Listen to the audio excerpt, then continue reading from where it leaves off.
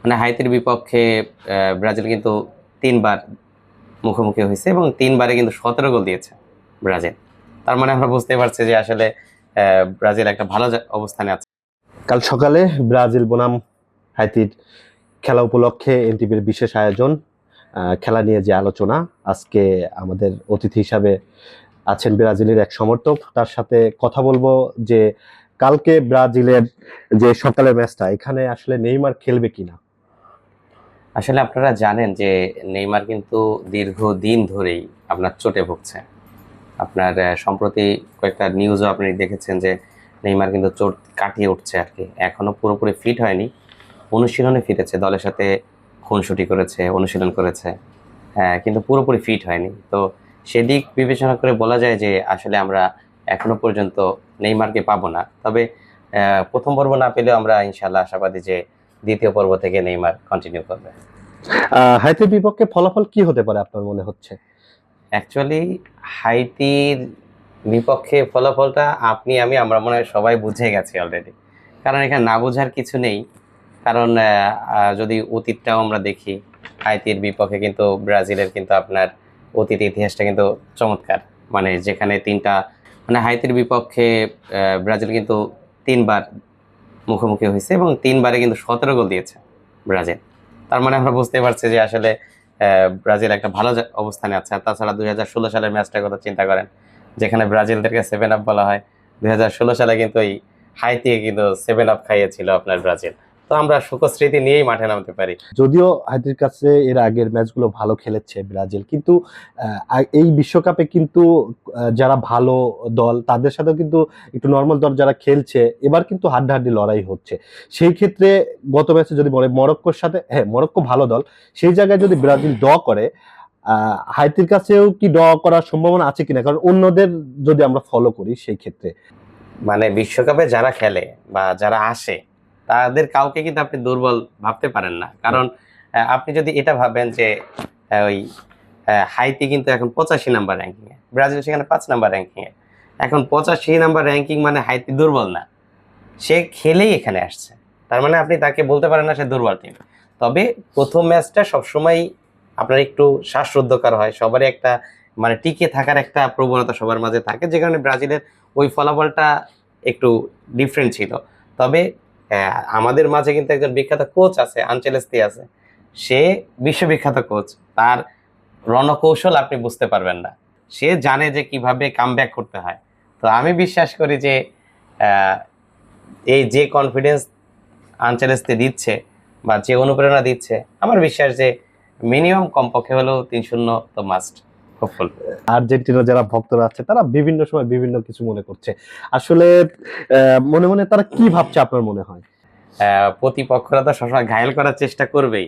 আর specially যখন Brazil Argentina হয় ব্যাপারটা, তখন কিন্তু আসলে একটা যুদ্ধের মতো হয়ে যায়। বিপক্ষ দলের সমর্থকরা কিন্তু চাইবেই আপনার যতটা কোণঠাসা করে রাখা যায়।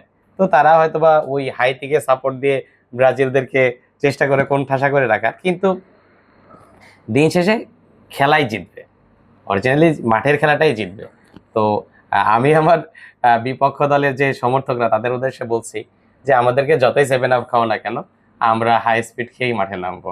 ব্রাজিলের মহাতারকা নেইমার নেইমার নেই, সেক্ষেত্রে এখন ভালো যদি আমরা বলতে যাই, যদি গত মরক্কোর সাথে খেলায় ভিনি জুনিয়র উনি ভালো খেলছে, সেক্ষেত্রে কি তার হ্যাটট্রিক করার সম্ভাবনা আছে কিনা কালকের ম্যাচে? যদি আপকামিং মহাতারকা আপনি চিন্তা করেন, যে মেসির পরে মেসি কিন্তু তারকা থেকে মহাতারকা, আপনি যদি আপকামিং মহাতারকা যদি চিন্তা করেন, এমবাপ্পের পরে কিন্তু আপনার ভিনিকে ধরা যায়। রিয়ালের সে কিন্তু একদম পুরো রক্ষণভাগকে সেই স্ট্রং অবস্থানে রাখে এবং সে আপনি বিশ্বমানের একজন খেলোয়াড়।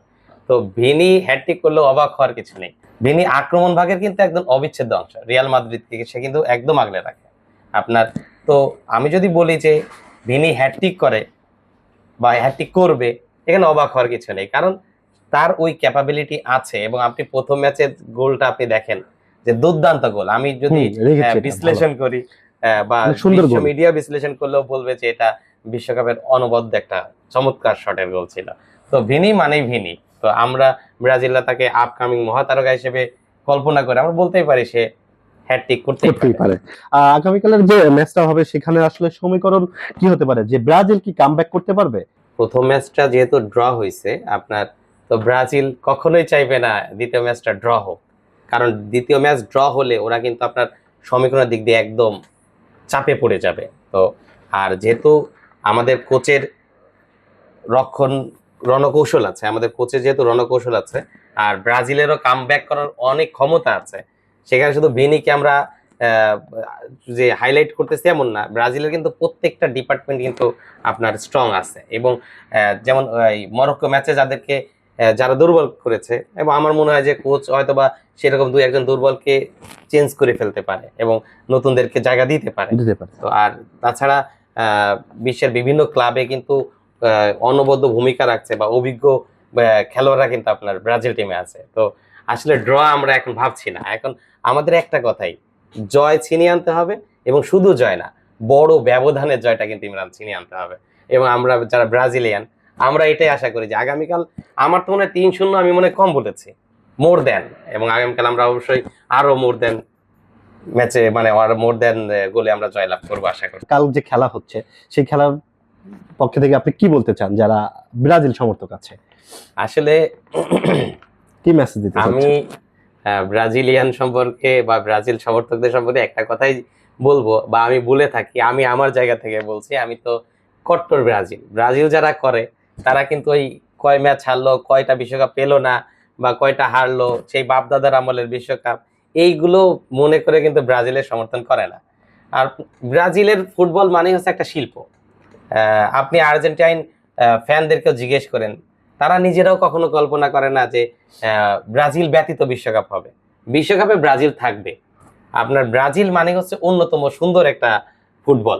তো অনন্য ফুটবলে ব্রাজিল আছে, ব্রাজিল থাকবে। এবং আপনি একটা জিনিস চিন্তা করেন যে ব্রাজিলই কিন্তু একমাত্র টিম যারা আজ পর্যন্ত একটা বিশ্বকাপ মিস করে নাই। আপনার ব্রাজিলই কিন্তু জি। সেই টিম, তারা একদম পরপর 3টা বিশ্বকাপের ফাইনাল খেলছে। জি। ব্রাজিল এমন টিম যে যারা কিন্তু একবার 7বার বিশ্বকাপের ফাইনালের মঞ্চে গেছে। আপনি চিন্তা করেন যে সেই ইয়েরা, সেই দর্শকরা, সেই সমর্থকরা ব্রাজিলের, তারা কেন পেছনে তাকাবে? ব্রাজিলে আপনারা আছেন, আপনারা আশাহত হবেন না। আমরা দিন শেষে খেলার জয় হবে, ব্রাজিল জিতবে ইনশাল্লাহ। এবারে বিশ্বকাপে চমকপ্রমোদ একটা জায়গায় থাকবে ব্রাজিল, এটা আমার বিশ্বাস আর কি। তরিকুল, এখানে একটু যুক্ত করি, যদি ব্রাজিল হেরে যায় সেক্ষেত্রে আর্জেন্টিনা ভক্তরা কি করতে পারে? তারা যদি খেলা বুঝে, যে খেলায় জয় পরাজয় থাকে, খেলা বুঝলে তারা আমাদেরকে সর্বোচ্চ সম্মানের সাথে রাখবে। আর খেলা না বুঝলে হয়তো বা 7-আপের সাথে মোজোটাও ধরা দিতে পারে, কিছু করা থাকবে না। আমাদের মেনে নিতেই হবে, কারণ দিন শেষে তো খেলা খেলাই। আর একদল আগায় থাকবে, একবার দল পেছনে যাবে, কারণ খেলায় তো সব দলই চ্যাম্পিয়ন হয় না, সব দলই যে একদম ইয়ে হয়ে যাবে, কোয়ালিফাইড হয়ে যাবে এমনটা না, জয় পরাজয় থাকবে। তবে আমি বিশ্বাস করি যে খেলার সৌন্দর্য, খেলার নান্দনিকতায় তর্ক বিতর্ক থাকবে, কিন্তু সেটা নিয়ে যেন কখনো আপনার মন কষাকষিতে পর্যায়ে না যায়, সেটা নিয়ে যেন দ্বন্দ্ব, সংঘাত, মারামারি পর্যায়ে না যায়। আমি সকল দলের সমর্থকদের বলবো, আপনারা খেলাকে খেলার মাঠেই রাখবেন, খেলাকে আমরা সুন্দরের সাথে উপভোগ করবো। তরিকুল, ধন্যবাদ আমাদেরকে সময় দেওয়ার জন্য।